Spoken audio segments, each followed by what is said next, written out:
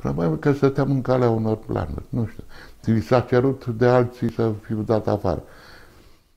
Totul a mers perfect până în anul 2016. Noi am început proiectul în 2013 și în 2016 s-a terminat construcția. Construcție care este o realizare tehnică deosebită, a fost aproape în timp, cu o întârziere foarte mică de câteva luni, realizată de către firmă, aș spune, specializată și în infrastructuri de cercetare, Strabag, care a făcut o clădire impecabilă din punct de vedere tehnic. Testele care le-am făcut la terminarea construcției au fost multiple, complexe. A răspuns construcția tuturor parametrelor care i-am impus prin proiect. În momentul acela au început discuțiile. Dacă Thales, în momentul când am anunțat că clădirea gata, au venit și au început montajul, partea de Gama, deci cei asociații din acest consorțiu Eurogama, au refuzat să vină. Pe diverse motive, că acum mai toamnă, e septembrie, nu venim acum, venim în noiembrie, a venit noiembrie că vine Crăciunul, venim în ianuarie, pe urmă că e iarnă, până când am ajuns prin martie, mai și împreună cu ministrul cercetării din acel moment, profesorul Valeca, ne-am pus problema, de ce nu vor să vină? S-a făcut o misiune comună a Institutului, a Ministerului, a autorității de management și ne-am dus să vedem componentele care le plătisem și le-au fost lăsate în custodie. Și cea mai mare parte nu le-am găsit, unde erau lăsate. Sigur că am intrat în panică. Au fost amenințări mai puțin sau mai mult sau mai puțin voalate că trebuie să anunțăm OLAF-ul, trebuie să anunțăm Comisia Europeană, pentru că erau bani europeni deja rambursați și produsele nu le mai găseam. Până la urmă, după un an de zile, încet le-au trimis, dar nici în ziua de astăzi nu le-au trimis toate componentele care noi le-am plătit și le-am lăsat lor în custodie. Încă o dată, eu consider că relațiile, atât comerciale, cât și cele cu colegi de-ai noștri, pentru că vorbim de institute de cercetare, vorbim de relațiile mele cu colegi din institut, nu se rezolvă nici în mass media, nici în social media. Dacă am o problemă, mă adresez justiției, mai ales că sunt în domeniul de high-tech, în domeniul academic, deci trebuie menținute relații. Nici măcar atunci când nu am găsit componentele, nu i-am acuzat de corupție nici în verbal. Dar le-am sugerat că trebuie să anunț Comisia Europeană. Asta se tolerează? Adică... Da, se tolerează. Se pare de că, din păcate, noi nu am tolerat. De aceea suntem în proces, de aceea am reziliat. Dar în momentul când suntem acuzați la nivel de stat, eu cred că statul trebuie să reacționeze. Pentru că eu sunt un director de o instituție a statului, iar statul român nu a reacționat. Deci echipa noastră vrea să aibă sistemul Gama, nu să stăm, să așteptăm. A venit sorocul, faza care trebuia implementată nu se îndeplinise, am dat penalități, facturi de penalități de întârziere, au plătit aceste penalități. Eu mă așteptam că dacă au vreo obiecție, să nu recunoască facturile și să ne ducem în fața judecătorului. Nu, au plătit 2 milioane de euro penalități de întârziere. Dumneavoastră ce bănuiți?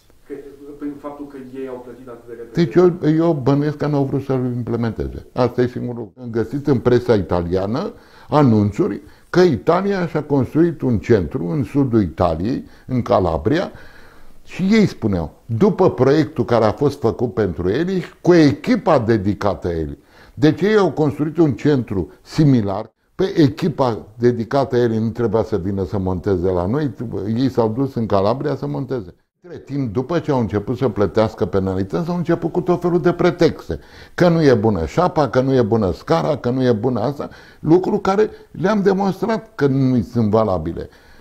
Și au venit, plus că le-am spus, dacă vreți să faceți schimbări, bun, considerați că trebuie schimbat ceva la clădire față de caietul de sarcini, față de promisiunea noastră, mie trebuie să-mi dați planurile, nu, proiectul, ca să mă pot duce să obțin autorizație de construcție. Trebuia să obținem aprobarea proiectantului inițial al construcției și aprobarea strabagului, pentru că clădirea e în garanție 10 ani. Noi nu putem să modificăm clădirea fără acceptul.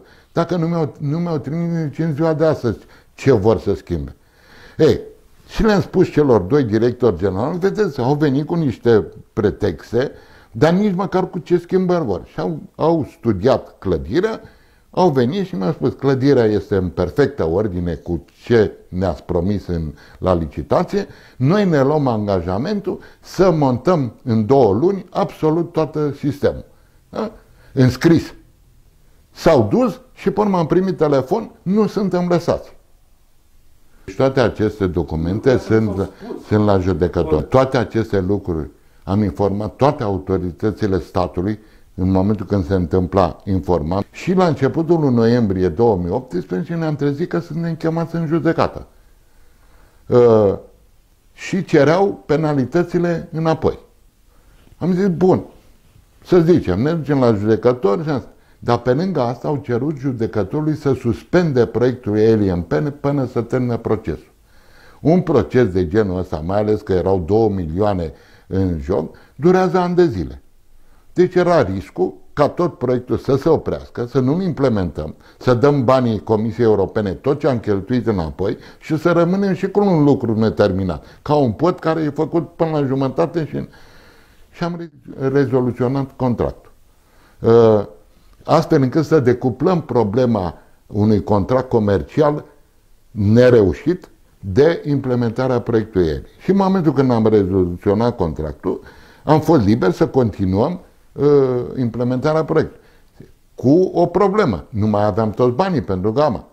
Deci, pentru că jumătate îi dădusem, aproape jumătate, sub jumătate, undeva la 40 ceva la sută, îi dădusem pe componentele care nu le putem folosi. Că nu sunt ansamblate. Fac o paranteză, am făcut o analiză acestor componente de către o firmă specializată în domeniul din altă țară europeană, nu Franța sau Italia, și am primit verdictul. Aceste componente care le-am cumpărat și au fost livrate nu sunt capabile să furnizeze fascicolul Gama conform contractului. Întrebam de ce nu vor să facă. Totdeauna întrebarea de ce nu vor și sigur că una dintre ele a fost, poate nu sunt capabili. Și am tras concluzia că nici nu sunt capabili. Nici măcar să bage priză nu era conform fazei. Am dat în judecată, ei ne-au dat în judecată împotriva rezoluțiunii, deci avem 2 procese de bază. De aici au derivat 36 de procese, din care 22 sunt câștigate de noi, definitiv, și la apel, și mai rămân 14 în diferite stadii de desfășurare.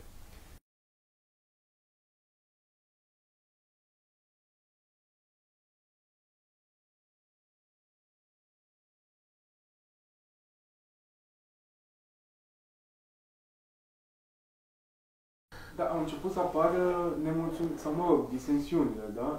Au început puncte de vedere diferite, le-aș numi, în care au fost unii din țările nemembre care susțin și oarecum tacit erau acceptate și de Cehia și de Ungaria, în care totul ar fi fost centralizat. Lucru care eu nu aveam mandat și nici nu eram de acord cu principiul acesta super centralizat, ca o structură în România, cu o structură din Franța, din Cehia să fie condusă de undeva. Și au apărut puncte de vedere diferite cu privire la salarii. Unii au susținut din țările nemembre că de ce să avem salarii la Măgurele la fel ca în vestul Europei, pentru că viața este mult mai ieftină în România. Și le-am spus, am avut 2 argumente. Una, că viața nu e mult mai ieftină în București decât în vestul Europei Și al doilea, dacă tot facem parte din organizație, din aceeași organizație, trebuie să fim egali. Nu poți pentru același produs intelectual pe unul să-l plătești mai ieftin decât îl plătești pe celălalt, numai pentru faptul că se află la Măgurel.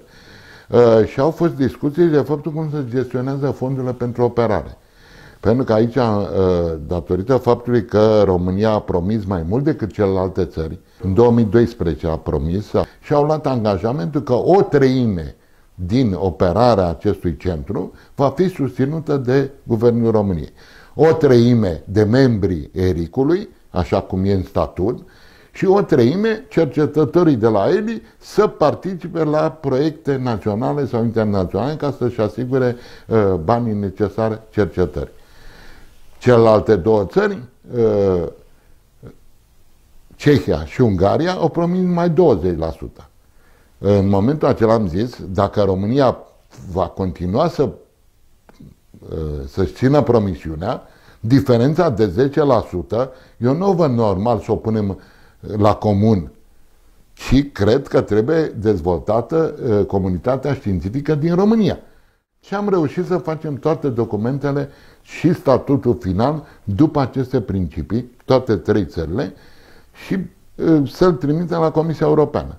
Și în momentul acela s-a întrerupt dialogul cu noi, au cerut ca să fim excluși de la pasul 2, lucru care s-a întâmplat în mai 2020, în care s-a trimis pasul 2, după părerea mea, ilegal, imoral, neprietenesc, deci nu poți să participi, faci pasul 1 cu niște state și pasul 2 cu alte state. Eu consider că este ilegal.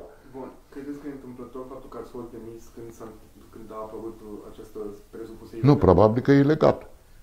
Mi s-a amputat că nu sunt bun diplomat. Diplomat, nu știu, că n-am fost de acord cu a ceda bani publici românești altora. Nu știu, că nu mi s-a spus concret. Nici nu mi s-a dat în scris. Motivația de demitere nu este argumentată în niciun fel. Iar dacă era chiar o vină, nu trebuia să fie folosiți niște colegi de-ai mei să fie încurajați ca să se arunce cu noroi într-o realizare care este, eu zic, de excepție, nu pentru România, pentru întreaga Europa, așa cum a spus Muru. De ce nu v-au înlăturat, spre exemplu, când au început blocajele cu Gama? De ce nu v-au înlăturat, spre exemplu, în momentul în care au început discuțiile în contradictoriu cu celelalte state care urmau să facă parte din ERIC sau din EDDC? Probabil că acum și-au construit argumentele cu opinia publică care mă blamează. Până atunci au zis nu putem fără motiv. Și acum au găsit motivul că 10 colegi de-ai mei aruncă cu pietre în Eli și zice, e motiv suficient că managementul e defectuos. Dar încă o dată nu mi s-a dat în scris. Credeți că e o trădare de țară? Acum să vă spun sincer? Vă spun sincer, da, eu așa o consider. Știți sloganul acela cu nu ne vindem țara? Acum nu ne vindem deloc, o dăm gratis. Asta e părerea mea. Deci după toată lupta de a depăși toate obstacolele care au apărut, omul care practic putea să țină piept și care știa fiecare... Nu, echipa care putea să țină, că e, încă o dată, conduc o echipă formată din economiști, din juriști, din oameni de știință. Echipa aceasta de partea de cercetare, da? Când au văzut în mai ce se întâmplă, au cerut o audiență la Ministerul Educației, doamna Anisie, la președinție și la primul ministru. Nu au primit vreun răspuns. Nici da, nici nu. Deci nu s-a vrut să se stea de vorbă cu cercetătorii de la ELI, care au dus, pe parte științifică, au dus greu și au construit acest centru, pe când acești contestatari, grupul acesta de 6 ani, au fost primiți imediat de doamna ministru. Să vă întreb, ca un om pur și simplu interesat și fascinat, halucinat practic de ce îmi spuneți dumneavoastră, de ce credeți că ați fost dat afară? Probabil că stăteam în calea unor planuri, nu știu. Li s-a cerut de alții să fiu dat afară. Deci, nu știu. În cadrul intereselor cui? Păi, deci v-am spus, Franța a jucat un rol foarte mare de împotrivire. Foarte mare. Deci, doamna ambasadoare a Franței a fost extrem de activă iar colegi de-ai mei care contestă, de fapt, au fost în legătură cu Ministerul francez al Cercetării, începând din toamna anului trecut, cu ambasada Franței, și francezii cer ca eu să fiu înlăturat. Nu știu de ce, pentru că nu am ofensat în niciun fel, n-am depășit niciun moment relațiile academice. Sigur că mi-am apărat dreptul al meu, al centrului, al institutului și al țării, pentru că nu te poți duce în negocieri. Doar a Franței a venit cu un text a unei hotărâri de guvern care îl propunea Guvernului României, cu nota de fundamentare redactată tot în limba română, ca Guvernul României să aprobe acea hotărâre de guvernului. Ca să scoată contractul cu Eurogama de sub legea achizițiilor publice. Asta înseamnă ce? Adică să nu mai dau penalități de întârziere. Dar nu s-a întâmplat asta oricum. Nu știu. Nu s-a întâmplat asta. Nu știu dacă s-a făcut reacție sau nu. Singur, în perioada asta, când se strânseseră toate greutățile, ați simțit? Nu. Deci am avut două sprijine morale. Vă spun, am trecut prin niște momente grele. Un sprijin moral a fost din partea unor colegi de la institut care mi-au dat mesaje și au spus nu suntem de acord cu ce se întâmplă. Atitudinea celor de la Eli, tot colectivul a fost alături de mine și moral și faptic. De fapt au făcut imediat o scrisoare la președinte, o scrisoare la primul ministru și presa. Deci eu nu mă așteptam la o reacție atât de favorabilă din partea majorității presei. Mi se pare absolut contradictoriu faptul că în timp ce practic nu există suport, sprijin sau nu știți să existe discuții diplomatice astfel încât să se depășească acest impas, înțeleg de la dumneavoastră că există. Deci doamna ministru, după ce am fost demis la o săptămână, a trimis un control fără o tematică precisă. Probabil caută acele dovezi pentru corupție, dar mă gândesc că directorul cu achiziții publice în Ministerul Educației n-ar trebui să se ocupe de tablete mai bine decât de un control pescuit, fără să știi ce pescuiește. Iar atitudinea este iarăși la nivel de atitudine stalinistă. Deci pe colegii mei îi agresează verbal cu cuvinte și cu acuze, fără nicio dovadă, mai rău decât în anii 50. Fără să prezinte o tematică de control, fără să fie un dialog civilizat.